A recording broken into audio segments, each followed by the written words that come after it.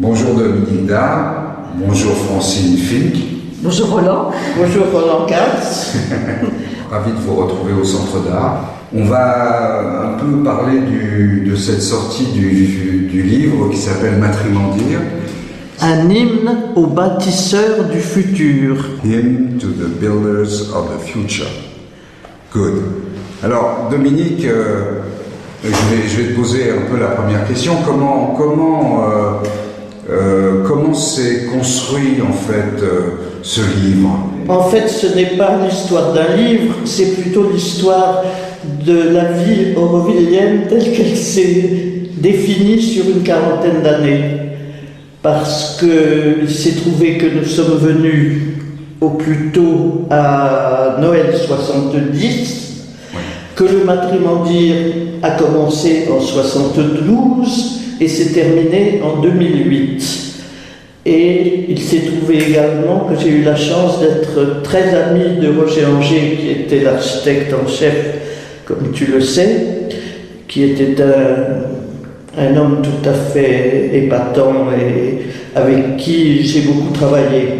C'est-à-dire que quand il était là, je suivais les visites de chantier et donc au fil des ans, beaucoup de choses se sont passées parce que avant et après, il y avait des interventions différentes qui n'étaient pas forcément architecturales, mais je faisais des photos, etc. Et donc les photos se sont accumulées au fil des années.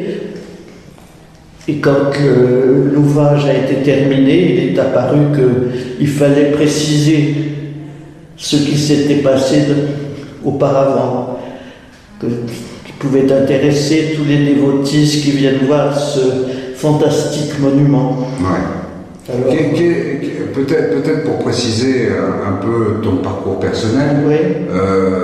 D'abord, est-ce que la photographie c'est quelque chose que tu as pratiqué professionnellement dans ta vie? Tout à fait. J'ai commencé par faire de la peinture, faire des écoles d'art, les arts déco, etc. Et j'avais la chance d'avoir un oncle médecin qui était un grand photographe et qui m'a donné mes premiers appareils.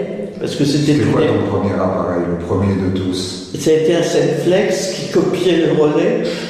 Et parce que c'était une époque difficile, c'était l'immédiat d'après-guerre.